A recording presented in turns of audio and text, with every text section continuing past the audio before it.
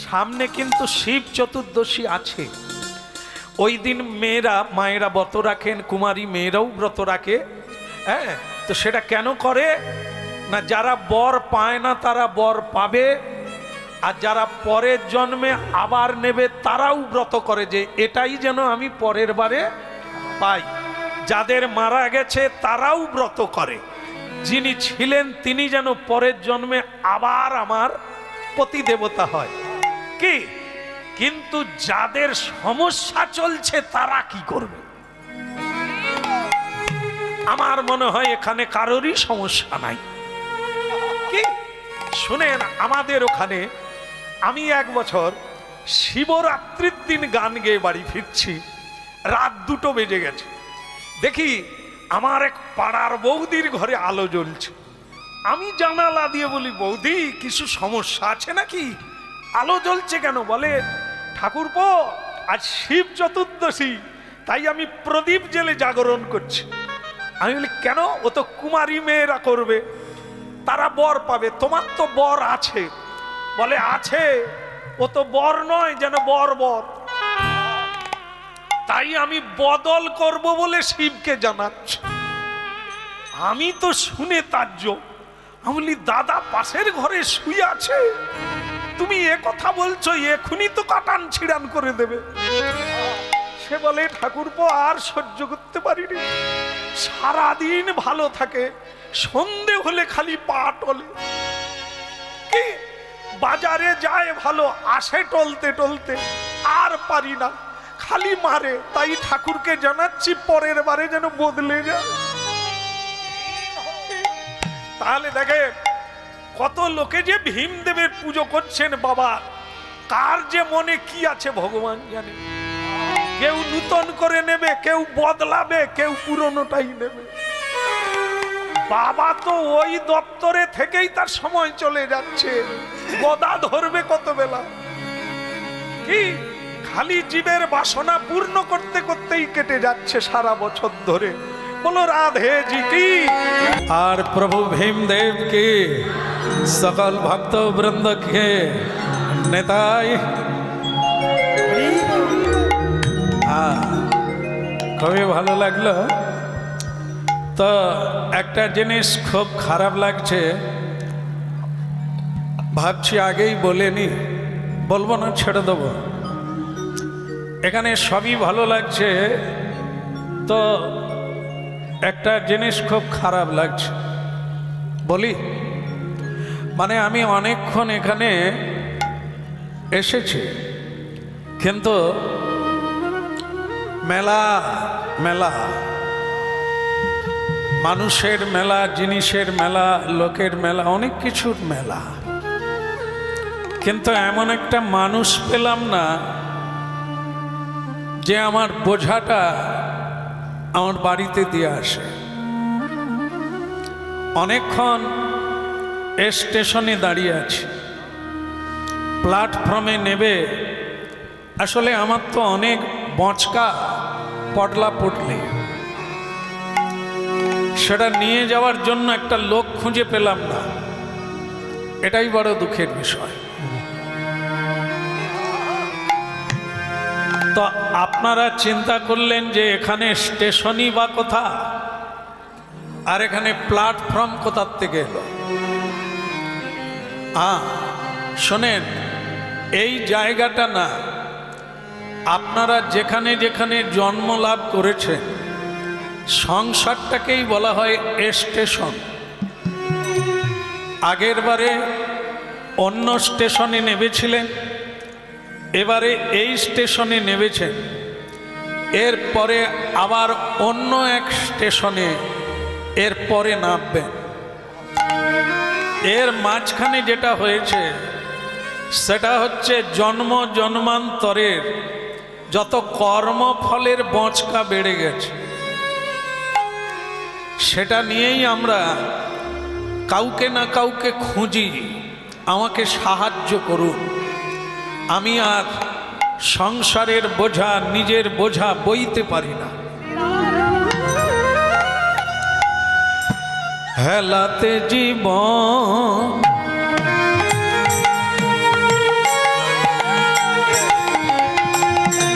হেলাতে জীবন যাপিও নয়া যুগল কিশোর চরণ ভজ হেলাতে জীবন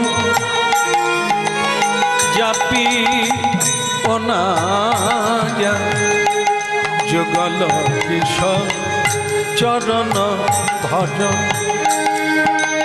জীবকে আশা নামি মকরন্তে রে পিপাসু মন আমার মধুপে মজ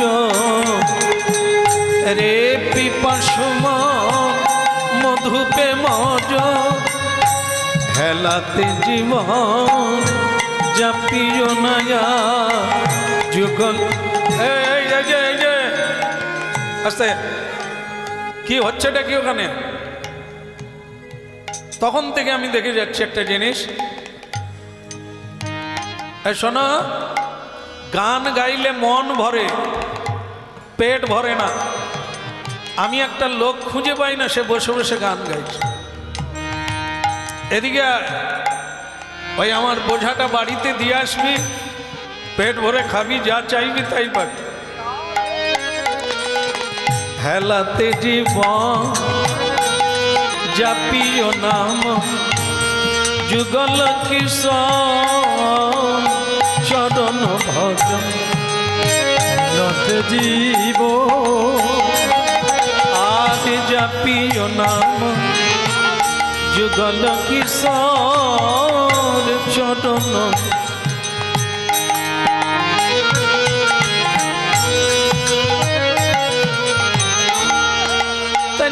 ভোগে আশা নামি মকরন্দে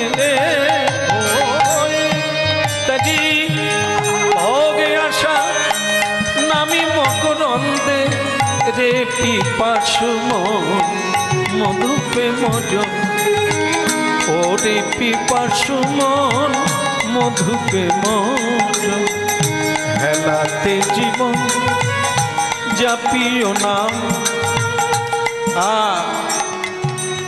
এই যে এদিকে এসো, এদিকে এসো, হরি নাম গেয়ে জীবনে কি পেলে? এই তো ছেঁড়া কাপড় পরে আছো, মাথায় তেল দিতে পারো না, চুল লাল হয়ে গেছে, পেটে খেতে পাও না, দড়ি হয়ে গেছে। হরি নাম গেয়ে কি পেয়েছো জীবনে? আর আমরা দেখো কত ভালো জামা কাপড় পরেছি, হ্যাঁ, কত দামি জুতো পরেছি, হাতে ঘড়ি পরেছি, গলায় চেন পরেছি। তোমার জীবনে তো কিছুই হলো না। এই হরি নাম করে তুমি জীবনে কি পেলে? ভক্তমণ্ডলীয় ভক্তিমতী মা যিনি হরিনাম গাইছে প্ল্যাটফর্মে বসে, ইনি অন্য কেউ নয়। আপনারা অনেকে ছোটবেলা পড়েছে, যার নাম হচ্ছে জোলা তাঁতি, ভক্ত কবির, যাকে কেউ মুসলমানও বলতে পারে না, আবার হিন্দুও বলতে পারে না। এমন একজন কবি, এমন একজন ভগবত ভক্ত, তিনি ছদ্মবেশে ঘুরে বেড়ায় মানুষের কল্যাণের জন্য। আজ তিনি হরিনাম গাইছেন, হেলাতে জীবন, এই যে মানব জীবন, তাস খেলে কাটিয়ে দিচ্ছে, সুরা পান করে কাটিয়ে দিচ্ছে, গাল গল্প করে কাটিয়ে দিচ্ছে। জীবনের মানে যারা বোঝে না তারা মূর্খ, তাই এমন করে সময় কাটাচ্ছে। আর কবি বলছেন, এইভাবে হেলাতে জীবন কাটালে যে কাজের জন্য এসেছিলি সে কাজ আর হলো না। তাজি ভোগে আশা নামি মকরন্দে রে পিপাসু মনে আমার মধুপে মধু।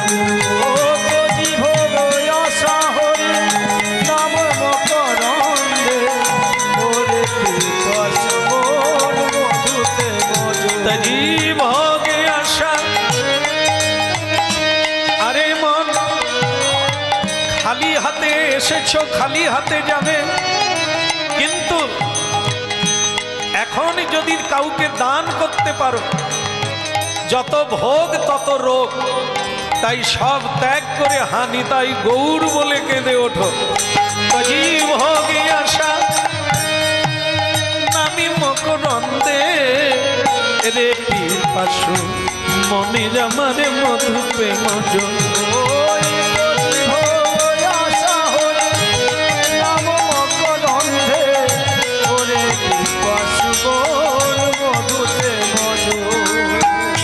ওরে পিপাসু মন মধু প্রেম জন, ওরে পিপাসু মনে মধু প্রেম জন।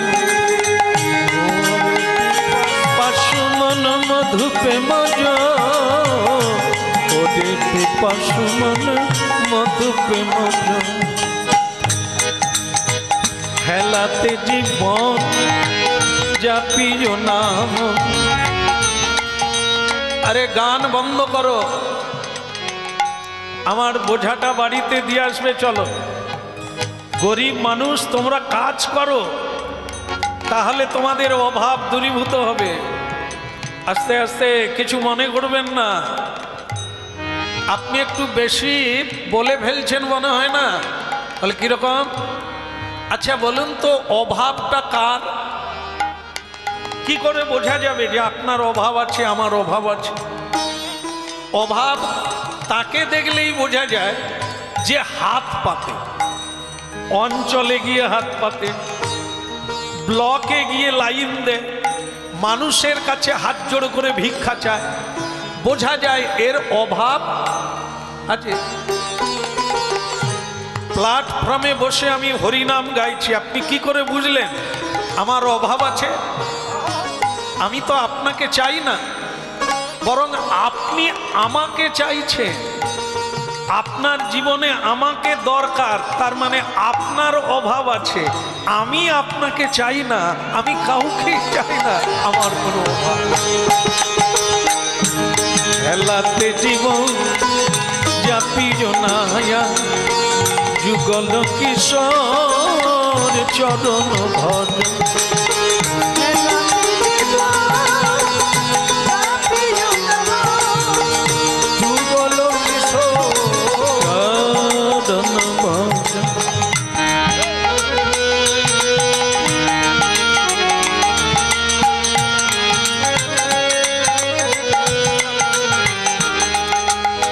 চলো, কাউকে যখন পেলেন না, আমি দিয়ে আসি। চলো, যেতে যেতে গান গাইছে। তো যে ভোগী আশা হরি নামি মকরন্দে, রে পিপাসু মনে মধু প্রেম জন। তো যে ভোগী আশা নামি মকরন্দে, রে পিপাসু মনে মধু প্রেম জন। হেলাতে জীবন। বাহ, তুই তো জানিস, ভালো গান জানিস। বলে জমিদার, শুধু গান নয়, আমি আরো অনেক কিছু জানি। বলে যেমন?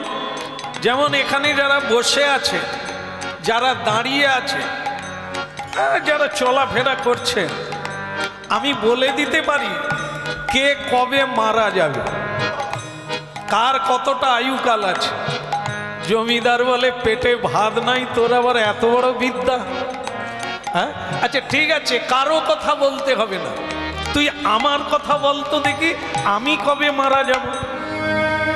হেলাতে জীবন। একটা কলিকালের দোষ কি জানেন? কলিকালের দোষ হলো মিথ্যে কথা বললে জড়িয়ে ধরবে, আদর করবে, কিন্তু সত্য কথা বললে লাঠালাঠি করবে। তাই আপনাকে সত্য বলবো না মিথ্যে বলবো? তার বেটা সত্যটাই বল, আমি কবে মরব। খেতে পায় না, কুলিগিরি করে খায়, সে আবার হাত গণনা করতে পারে কে কবে। বল, আমি কবে মরব। বলে জমিদার বাবু, কবে হলে তো অনেক দিন বোঝায়। তার মানে হলো এটা, তার মানে কি আমি আজকে মরে যাব? আজকে হলেও 24 ঘন্টা হয়ে যায়। তাহলে কি বলতে চাস? আপনি আর 24 মিনিট বাঁচবেন, মাত্র আর 24 মিনিট আপনি পৃথিবীতে থাকবেন, এরপর চলে যেতে হবে। জমিদার বলে, আরে আসলে কি জানেন তো, আমরা যারাই এখানে আছি অন্য কিছুকে ভয় না পেলেও মৃত্যুকে ভয় পাই। তাই মৃত্যুর কথা শুনে জমিদার চমকে উঠল আর বলল, আরে তুই কি সত্যি বলছিস আমি আর 24 মিনিট বাঁচব? বলে, জমিদার 24 মিনিট ছিল, কথা বলতে বলতে 10 মিনিট কেটে গেছে। আর কত? আর 14 মিনিট বাকি আছে। বলে, তোর ঘড়ি কি এরকম ছুটে? এই কথা বলতে বলতে 10 মিনিট কেটে গেল। বলে, না, এটাই মানুষের দোষ। সব কিছুর হিসেব রাখে মানুষ, সময়ের হিসেব রাখে না।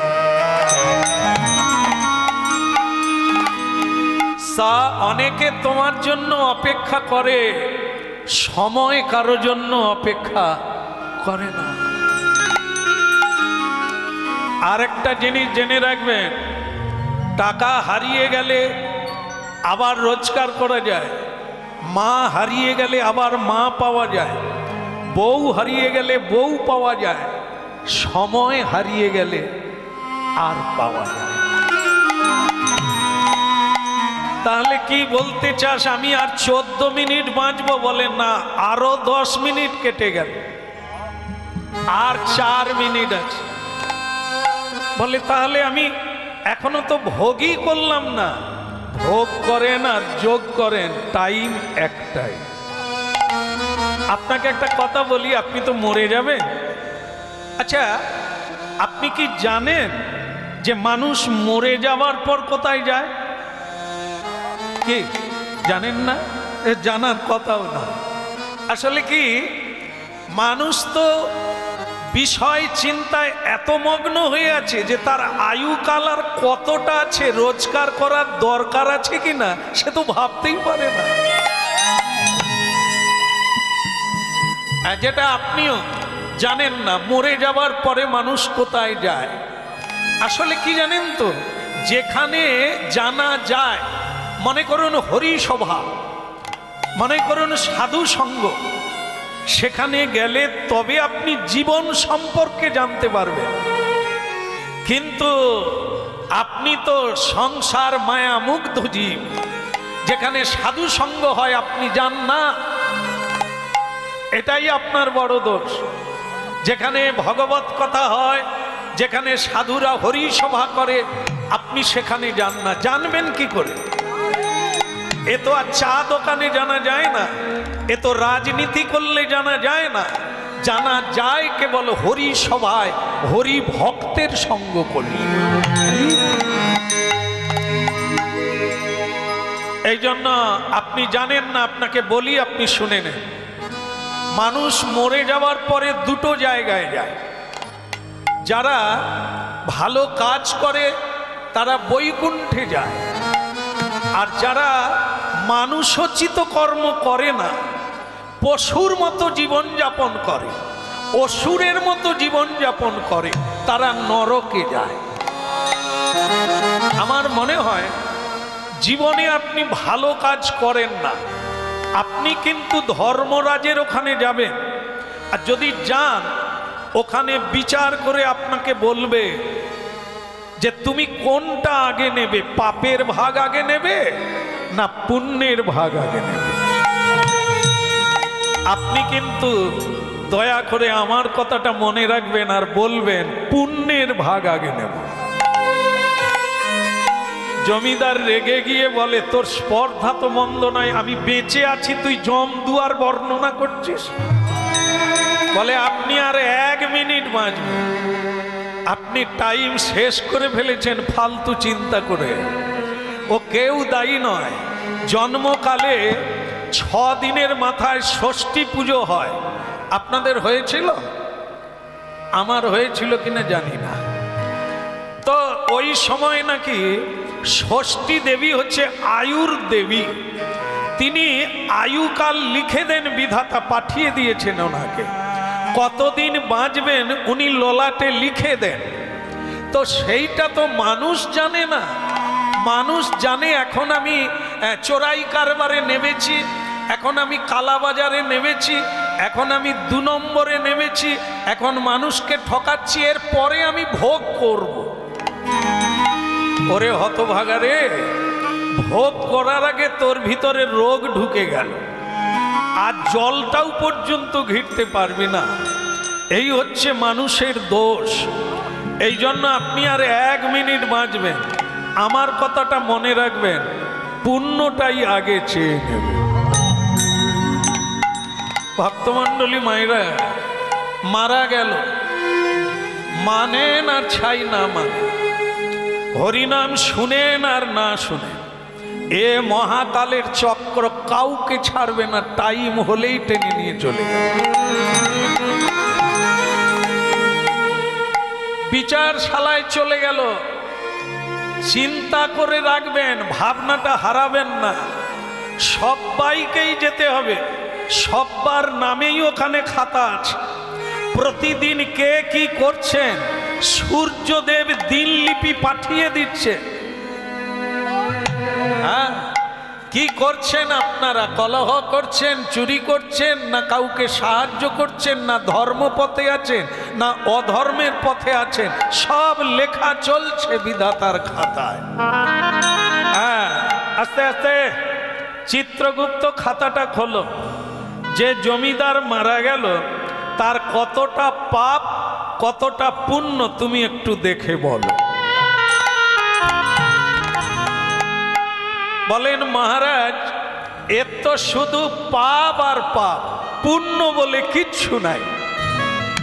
স্বয়ং যমরাজ তো একজন বৈষ্ণব, তা তিনি বলছেন, বেটা এটা না তোমার বোধহয় দেখা ভুল হচ্ছে।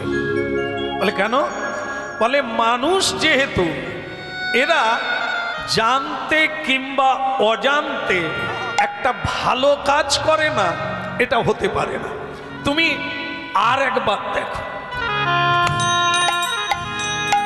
চিত্রগুপ্ত দ্বিতীয়বার খাতা চেক করলেন, করার পর বুঝতে পারলেন যে শেষের দিনে একটা ভালো কাজ থেকে গেছে। সজ্জন বৃন্দ হরিনাম শুনছেন তো? শুনে, যে পাপী কাঠগড়ায় দাঁড়িয়ে আছেন সে জিজ্ঞাসা করছে, মহারাজ আমাকে কি বলা যাবে ভালো কাজটা আমি কি করলাম?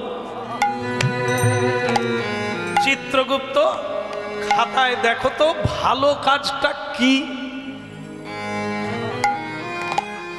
তখন বলছে, ও শেষের দিনে এক সাধুর সঙ্গে 24 মিনিট কাটিয়েছে।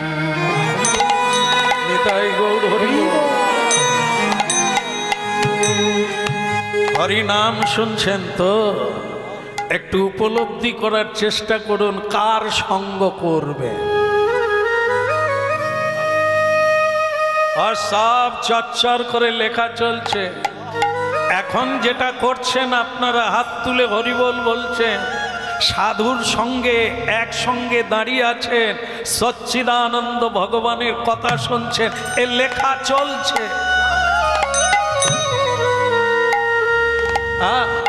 সাধুর সঙ্গ করেছে 24 মিনিট, এটাই পুণ্য নামে লেখা। জমিদারের চোখে জল এসে গেল। হায় রে মূর্খ মানব, জীবনে এত কিছু চিনলি রে, মানুষ চিনতে পারলি না।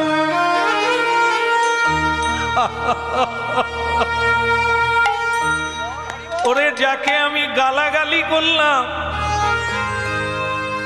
যাকে আমি সম্মান করিনি, যাকে আমি অবজ্ঞা করেছি, যাকে আমি প্রণাম করিনি, সেই সাধুর সঙ্গ করে আমার জীবনে পুণ্য অর্জন হয়ে গেল।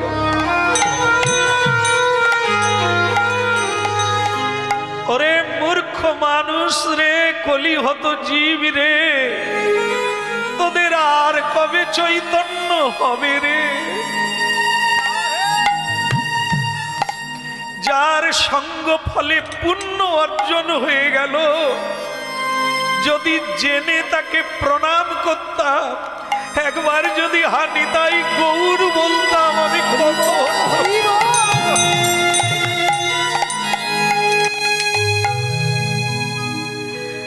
এখন মহারাজ আমি কতটা সময় পাবো পুণ্য? হ্যাঁ, ওই 24 মিনিটের ফল হচ্ছে 24 ঘন্টা। বাকি তোমার সারা জীবন তুমি নরকের ঘানি টানবে। আচ্ছা, তাহলে আমাকে আগে পুণ্যের ফলটা দিয়ে দেয়, ওইটুকু আগে কাটিয়ে নিয়ে আনন্দে, তারপর অনন্ত জীবন ধরে নরকে পৌঁছতে থাক।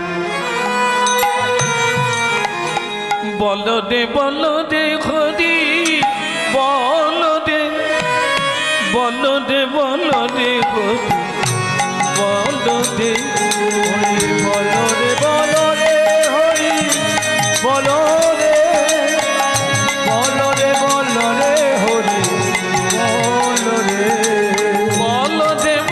রে হরি, বলো রে বলো রে বলো রে হরি, বলো রে বলো রে বলো রে হরি, বলো রে বলো রে বলো রে হরি, বলো রে বলো রে বলো রে হরি, বলো রে হরি বলো রে হরি বলো রে, বলো রে বলো রে হরি বলো। হরি বলো রে, হরি বলো রে, বলো রে বলো রে হরি, বলো রে হরি বলো রে হরি বলো রে, বলো রে বলো রে হরি বলো রে। হরি হরি বলো রে, হরি বলো রে, বলো রে বলো রে হরি, বলো রে। আস্তে আস্তে আস্তে। আচ্ছা, এ কণ্ঠটা চেনা চেনা লাগছে। যে আমার বোঝা বয়ে দিয়েছিল এ সেই ছেলেটা না? কিন্তু আমি তো মরে গিয়ে নন্দন কাননে এলাম, ও কি করে এলো? কেমন আছে? হরি বল। আমাকে চিনতে পেরেছে? আরে তুমি তো সেই ছেলে যাকে আমি গালাগালি করেছিলাম, তোমার জন্যই তো আজ আমি নন্দন কাননে 24 ঘন্টা। এটা আপনার ভাগ্য ভালো যে আপনি ঠিক সময়ে চিনতে পেরেছে। এটাই মানুষের কাছে মুশকিল, কার সঙ্গ করা উচিত, কার সঙ্গে থাকা উচিত, কার সঙ্গ করলে কোন পথ পাবো, এটা যে জানতে পারে সেই তো ঠিক বিচার করে। এখন শুনুন, অজান্তে 24 মিনিটের ফল 24 ঘন্টা। এখন আপনি 24 ঘন্টা কিভাবে কাটাবেন? তাস খেলবেন?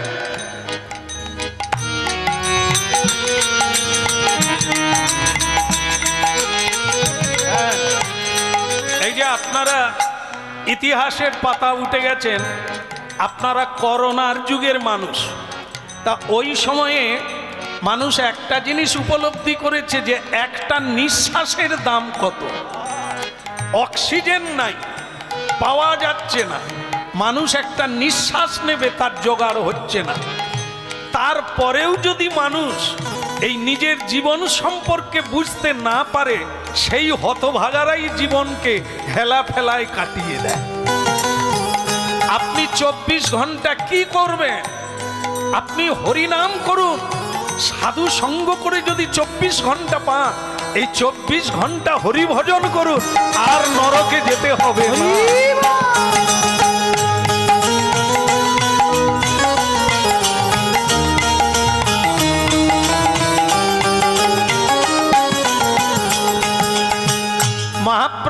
জন্য কলিকালের মানুষকে বলেছেন, 10 5 মিলি নিজ দ্বারেতে বসিয়া কীর্তন করহ সবে হাতে তালি দিয়া। একটু কি সম্ভব হবে সকলে? যে যে অবস্থায় আছেন করবে?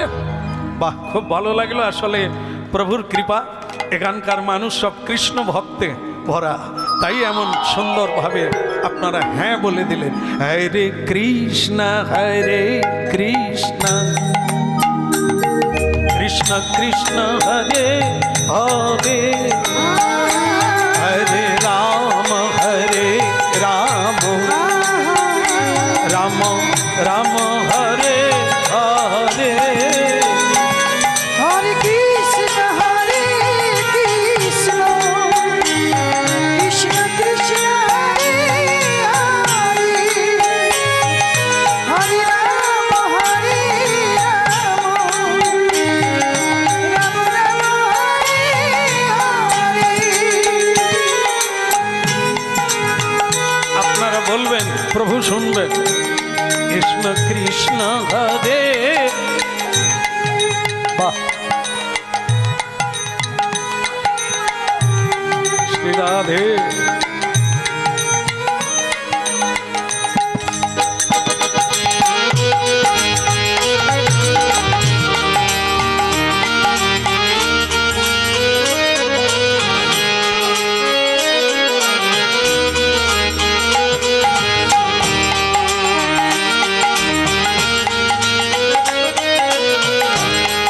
হরে কৃষ্ণ কৃষ্ণ কৃষ্ণ কৃষ্ণ হরে হরে, ও হরে রাম রাম রাম হরে হরে, হরে কৃষ্ণ কৃষ্ণ কৃষ্ণ কৃষ্ণ হরে হরে, হরে রাম রাম রাম হরে হরে, হরে কৃষ্ণ কৃষ্ণ কৃষ্ণ কৃষ্ণ হরে হরে, হরে রাম রাম রাম হরে হরে। হরে কৃষ্ণ কৃষ্ণ কৃষ্ণ কৃষ্ণ হরে হরে, হরে রাম রাম রাম হরে হরে। হরে কৃষ্ণ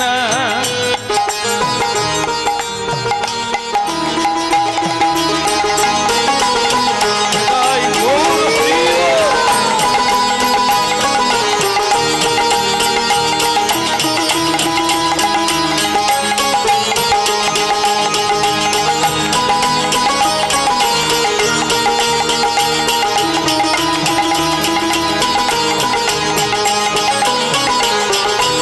জয় গৌর হরি বল।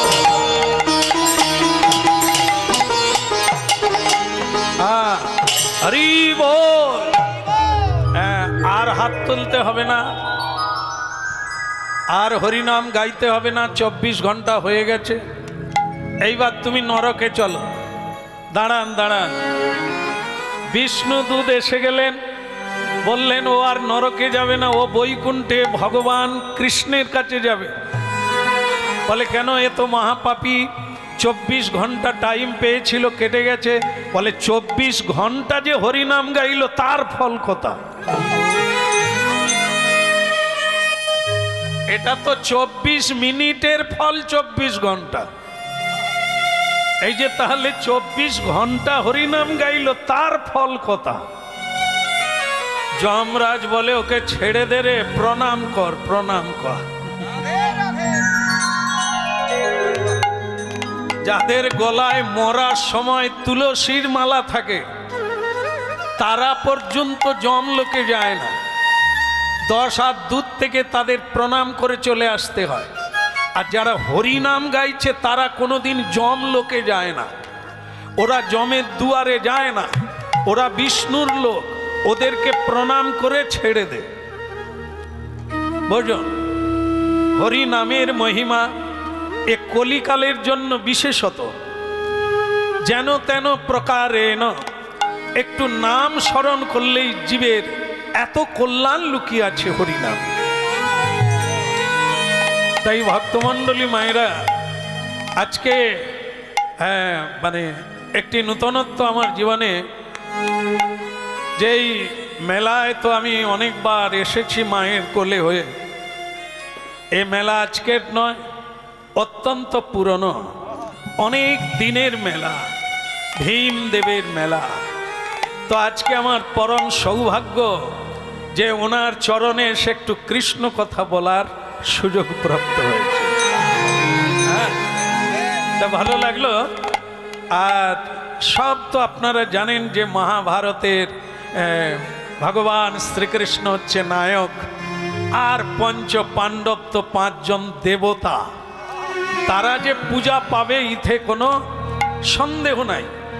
এনারা তো দেবতা পূজা পাবেন, কলিকালে মানুষ পূজা পায় দেবতার আসনে। যখন মানুষের মধ্যে দেবতার কর্ম হয়, মানুষকে মানুষ পুজো করে, সম্মান করে, প্রণাম করে, এই হচ্ছে মনুষ্যত্ব। জন্ম হোক যথাতথা, কর্ম হোক বড়। আজকে ভারতবর্ষে দুটো জিনিসে মহান হওয়া যায়, একটা হচ্ছে কর্মে মহান, আর একটা ধর্মে মহান। কারো পিছনে লেগে হিংসা করে আজ পর্যন্ত কেউ বড় হতে পারে না। বড় শুধু তারাই হয় যারা কর্মে এগিয়ে চলে। এই জন্য শ্রী ভগবানের কথা শুনুন আর জীবন সম্পর্কে জানুন। এখনো যে কটা দিন আছে, যদি একটু পরিবর্তন করা যায়। শ্রীমদ্ ভগবদ গীতা, শ্রীমদ্ ভাগবত, মহাভারত, রামায়ণ, এগুলি সব লোকের কল্যাণের জন্য, মানবের কল্যাণের জন্য স্বয়ং ভগবান মনুষ্যরূপ ধারণ করে শিক্ষা দান করেছে। দুর্ভাগ্য হচ্ছে মানুষ যখন বেহুশ হয়ে যায়, সে তখন এগুলোকে বাদ দিয়ে অধর্মকেই ধর্ম বলে জানে। তবে ভারতীয় সংস্কৃতি, এখনো আমরা ক্লাবে ক্লাবে গিয়ে হরিনাম গাই, এটি একটা সৌন্দর্য জিনিস। ক্লাবের ছেলেরা হরিনামে আকৃষ্ট হয়েছে মহাপ্রভুর কথায়, তারা হরিনাম করায়, বহু মানুষকে সেবা দান করে, বৈষ্ণব সেবার আয়োজন করে। আজ এখানে বিভিন্ন অনুষ্ঠানের মধ্যে কীর্তন অনুষ্ঠানও রেখেছে। এটি জানতে হবে কমিটির মধ্যে নিশ্চয়ই কৃষ্ণ ভক্ত রয়েছে। এই যেমন আমি এই গেটে ঢুকছি, ঢুকতে ঢুকতে একটি যুবতী বলছে, ওগো কথা ড্যান্স হবার কথা ছিল, কার গাড়ি ঢুকছে? বলে তো হরে কৃষ্ণ লিখা, এ তো মরার সময় লাগে, এখন কি ঢুকে যাচ্ছে? আমি তখন মুখ বাড়িয়ে বলি, নিশ্চয়ই তাহলে কারো মরার সময় হয়েছে। হ্যাঁ, তা তুমি বলতে পারো মা, তুমি কবে মরবে, কোন সালে? বলে সেটা কেউ বলতে পারে? ঠিকই বলেছ, 1 মিনিট পরেও হতে পারে, তোমারও মৃত্যু হতে পারে। অতএব হরি নামের কোনো দিনক্ষণ নেই। যদি প্রতিদিন বলতে পারো ভালো, আর না হলে মাঝে মধ্যেও করো, যদি টিকে থাকতে পারো।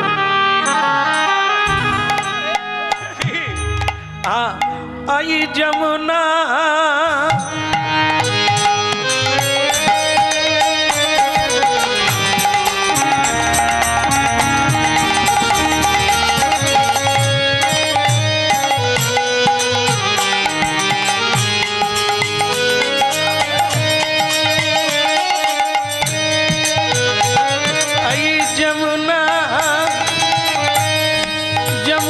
পুলিনে কদম্ব কাননে কিহে দিনু সখীরা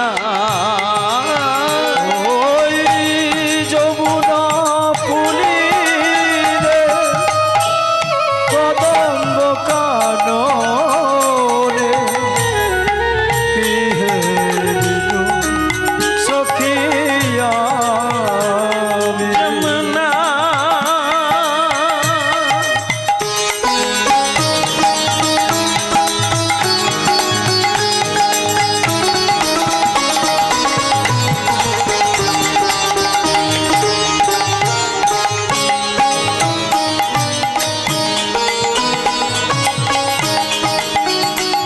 যমুনা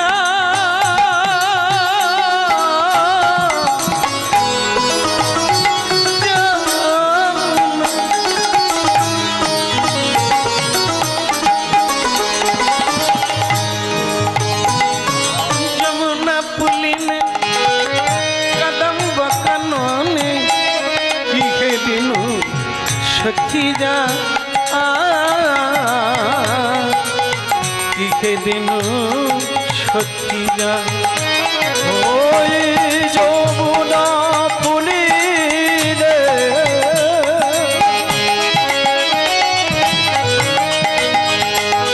ওই কদম্ব কাননে কিহে দিনু সখিয়া যমুনা যমুনা যমুনা না যমুনা যমুনা যমুনা যমুনা যমুনা যমুনা যমুনা পুলিনে কিছু মনে করবেন না, জায়গাটা আমার ভালো লেগেছে, খুব পরিবেশ সুন্দর, কিন্তু যে ঘটনা এখনই ঘটে গেল এরপরে আর বলা যায় না এই জায়গা ভালো। এটা বৃন্দাবন, এই জায়গার নাম কি? কুলবেড়িয়া, তাই না? এনারা বলে বৃন্দাবন। আপনারা সবসময় কি ঘোরে থাকেন নাকি? যেখানেই যান সেটা বৃন্দাবন হয়ে যায়? তাহলে ওনারা ভুল বলছেন না যারা কুল বেরিয়ে বলছে তারা ভুল বলছে? যমুনা যমুনা অতপন তনয়া যমুনা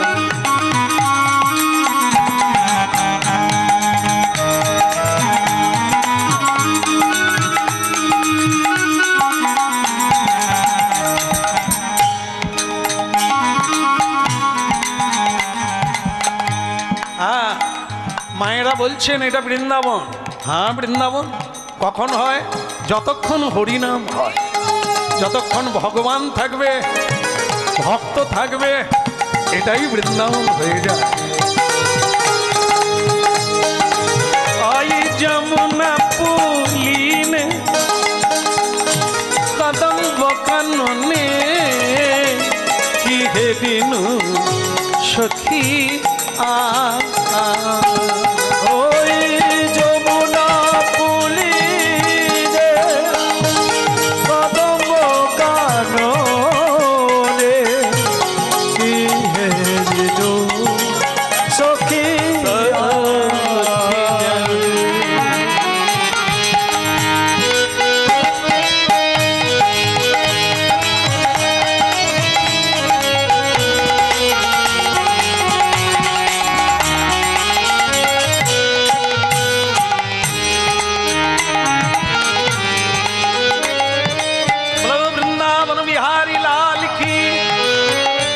জোরে হবে কি?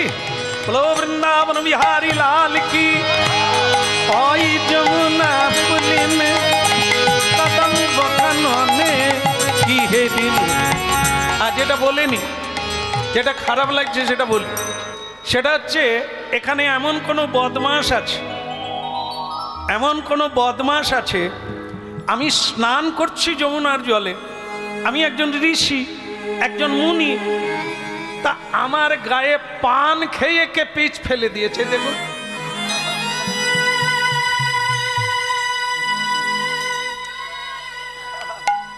আমার গায়ে পান খেয়ে পিচ ফেলছে, আপনারা নিতাই গৌর।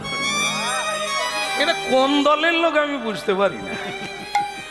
গালব ঋষি, মহাতেজা ঋষি, ভক্তমণ্ডলী মায়েরা স্নান করছে বৃন্দাবনের যমুনাতে, তার গায়েকে পান খেয়ে পিচ দিয়ে দিয়েছে। ওই অসম্ভব ব্যাপার, রেগে গিয়ে বলে, আরে কে রে, একবার বাইরে আয়, একবার বদনটা দেখা, আর তোর একদিন কি আমার একদিন, দেখে নেব আজ তোকে আমি। সাধুকে প্রণাম করতে হয়, সাধুকে নমস্কার করতে হয়, উপদেশ নিতে হয়, শ্রদ্ধা করতে হয়, আর তুই উচ্ছিষ্ট আমার গায়ে দিয়ে দিলি। এ কোন জায়গা রে? তোর বাবা মা কেমন রে? যার মা ভালো তার ছা ভালো। এরে নিম গাছে নিম ফলই হয়, নিশ্চয়ই তোর মা বাবাও বোধহয় গুরু গ্রহণ করেনি। তোর মা বাবা বোধহয় সাধু সন্ন্যাসীকে শ্রদ্ধা করেনি, নালে তোর জন্ম হলো কোথা থেকে? এটা কোন জায়গা? এই জায়গার মানুষের কেমন আচরণ হওয়া উচিত? হ্যাঁ, এটা এত পবিত্র জায়গা। হ্যাঁ, মাইকে ঘোষণা করছিলেন এটা তীর্থ, তা সেই তীর্থে কি এরকম ব্যর্থকাম মানুষ আছে? কে? ভক্তমণ্ডলী মায়েরা একটা জিনিস লক্ষ্য করবেন, নামটা কি বলা হলো? গালব ঋষি। আচ্ছা, এই ঋষির কি কোনো বংশ আছে? আপনারা হরিনাম শুনছেন, অতি ভাগ্যবান আপনারা। আপনারা কারা? আপনাদের গোত্র কি? এ তো গড়া জানলে আপনারা অবাক হয়ে যাবেন। আপনারাও ঋষি বংশের ছেলে,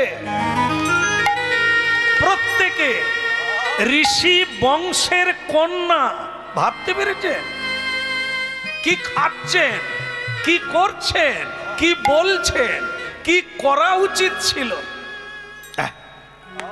এই ভারত, পুণ্যভূমি ভারতবর্ষে জন্ম হইল যার, আপনি সার্থক করি কর পর উপকার। এ ভারতবর্ষ পুণ্যভূমি, সাধু সন্তের দেশ। হ্যাঁ, ইতিহাসের পাতা খুললে দেখা যাবে আধ্যাত্ম বিদ্যায় পারদর্শী এই ভারতবর্ষ, যেটা অন্য কোনো দেশে নাই, সেটাই ভারত ভূমিতে আছে। তাই ভারতের এত ধৈর্য। হ্যাঁ, ভারত গরিব হলেও এ ভারতের যে রত্ন আছে যা অন্য দেশে নাই। অর্থ থাকতে পারে, পরমার্থ নাই। এই জন্য সব দেশের মানুষকে ভারতবর্ষে আসতে হবে শান্তির খোঁজে। তাই ভক্তমণ্ডলী মায়েরা, আপনারা শুনে নিলেন, আপনাদেরকে দেখবেন বাবার শ্রাদ্ধকালে আর মা বাবার শ্রাদ্ধকালে নারায়ণ পূজা উপলক্ষে যখন সংকল্প করেন, তখন ব্রাহ্মণ ঠাকুর কিংবা গোস্বামী ঠাকুর কিংবা গুরুদেব জিজ্ঞাসা করে, তোমার গোত্র কি? আপনারা তখন কাদের নাম বলে? কোন না কোন ঋষির নাম বলেন। কাশ্যপ, ভরদ্বাজ, শাণ্ডিল্য, মধুকল্য, এনারা কারা? এনারা ঋষি, ব্রাহ্মণ, ভজনকারী, মৌনী, তার বংশের ছেলে আপনারা। এই জন্য গোত্র বলতে হয় গড়া গড়া। তাহলে পরিচয় পাওয়া গেল, আমরা ঋষির বংশের ছেলে।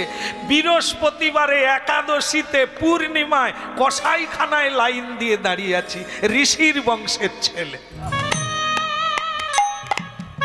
দাদা আমার 2 কিলো লাগবে। নিতাই গৌর হরি বল। আর বাবা মা মরে গেলে শ্রাদ্ধের সময় বলুন, আমার গোত্র তো কাশ্যপ।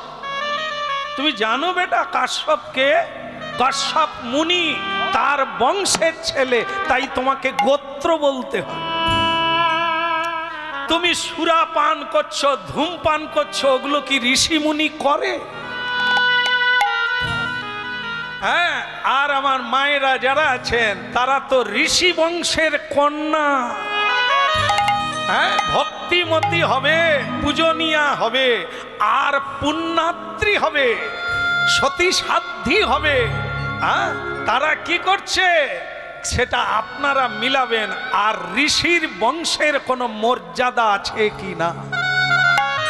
হ্যাঁ, মানুষ নাকি এগিয়ে যাচ্ছে, চাঁদে চলে যাচ্ছে কম্পিউটারের যুগে। হ্যাঁ ভি ঠিক হ্যাঁ, চাঁদে ভি যাচ্ছে, নরকেও ভি যাচ্ছে।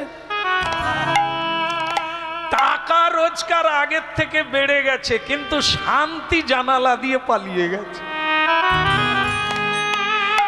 কি শান্তি তো তার ঘরে থাকে যার ঘরে আচরণ থাকে, যার ঘরে সত্য থাকে, যার ঘরে মর্যাদা থাকে, তার ঘরে শান্তি থাকে।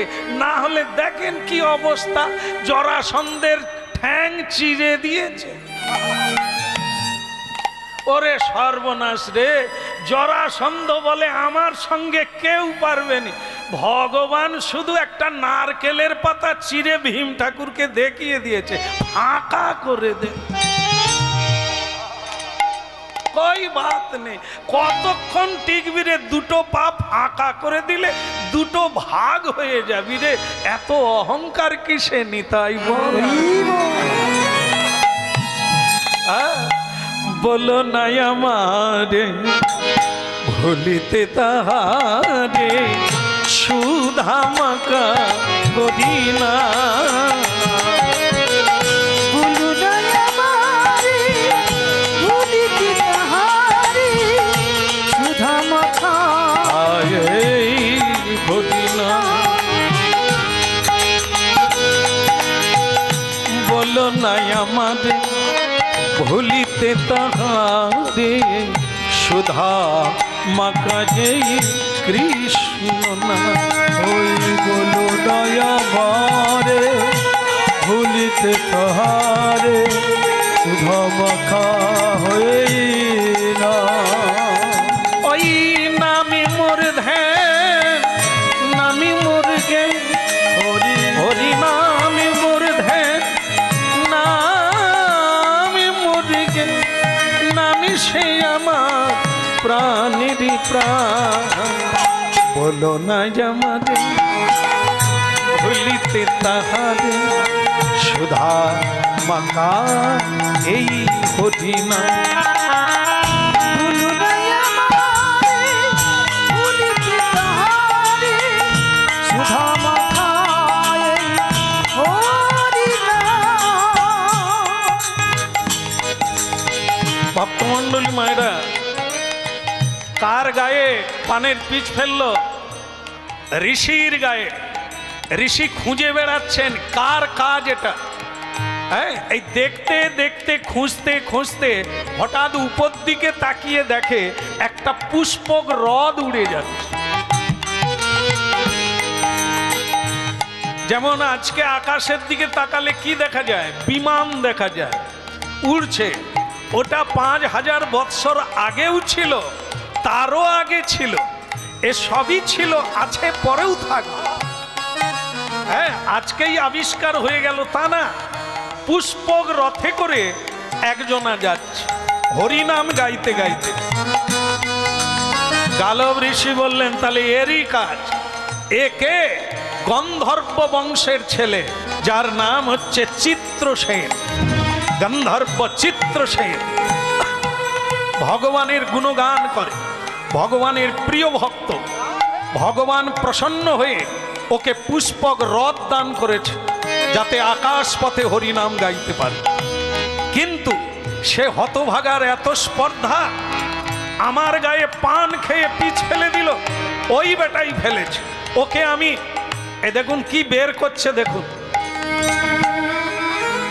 কি হতে পারে এটা। হ্যাঁ, যজ্ঞসূত্র, পৈতে, যাকে আপনারা পৈতে বলেন তাকে যজ্ঞসূত্র বলা হয়, সেইটা বের করছেন। এটা কেন বের করছেন? অভিশাপ দেবে। তা তুমি যে এত কাছে দাঁড়িয়েছো, তোমাকে যদি ছেড়ে দেয় অভিশাপ দেবে। যজ্ঞসূত্র বের করছে। আচ্ছা, আজকেও তো অনেকের যজ্ঞসূত্র আছে, বের করলে কি কিছু হবে? বলে না না, কেন হবে না? আসলে যজ্ঞসূত্র তো কয়েক গাছা সুতো, আসল জিনিস তো ওটা নয়। আসল হলো মন্ত্র, ব্রহ্ম গায়ত্রী মন্ত্র। যে সাধন করতে পারবে, তবে ব্রহ্মা বিষ্ণু মহেশ্বর তার সহায় হয়ে যজ্ঞের ভেতরে ঢুকবে, যজ্ঞ সূত্রে থাকবে। সূত্র মানে কি? যোগ হওয়া, তাতে যুক্ত হয়ে থাকা। তুমি যদি মন্ত্রের উপাসনা করো, সৎ পথে চলো, উপকার করো মানুষের, কাউকে যদি বাক্যের দ্বারাও কষ্ট না দাও, তবে তো তুমি শক্তি অর্জন করবে।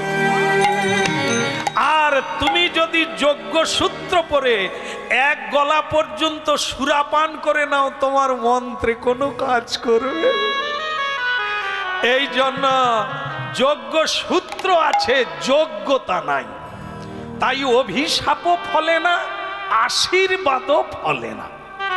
যেমন আপনারা দেখবেন এখানে যারা আছেন, শাশুড়ি বৌমায় যদি কোথাও ঝগড়া হয়, এখানে তো হয় না। হ্যাঁ, ভাগ্য ভালো আপনাদের যে বাড়িতে ঝগড়া নাই, চলছে, তাহলে তো বিপদের শেষ নাই। আচ্ছা, দেখবেন শাশুড়ি বৌমায় যখন ঝগড়া লেগে যায়, তখন কি বলে? শাশুড়ি বলে, বৌমা তুমি এরকম বলছো, আমারই ছেলে, আমারই পেটের ছেলেকে বিয়ে করে তুমি এরকম বলছো, তোমাকে আমি অভিশাপ দিচ্ছি, তোমার পা খুলে পড়বে। বৌমাকে শাশুড়ি অভিশাপ দিল। বৌমা কি ছাড়ার পাত্র? সেও তখন বলছে, মা তুমি কাকে অভিশাপ দিলে? আমি কে জানো? আমি কেরোসিন ডিলারের মেয়ে, আমিও তোমাকে অভিশাপ দিচ্ছি, তোমার জিভ খুলে যাবে। আর আমি কীর্তনিয়া, এই ঝগড়া শুনে আমি লিখে রাখলাম তারিখ সাল, দেখি কত দিনে জিভ খুলে আর পা খুলে। ওরে 20 বৎসর কেটে গেল, বৌমার পাও খুলল না, শাশুড়ির জিভও খুলল না। আমি গুরুজিকে বলি, গুরুজি তাহলে অভিশাপ কি কাজ করলো না? গুরুজি বলে, ওদের দুটোই কাজ করবে না। যেখান দিয়ে বলে সেই জিহ্বায় তো মিথ্যা কথা বলে, ওদের জিহ্বার শব্দ কাজ করবে না।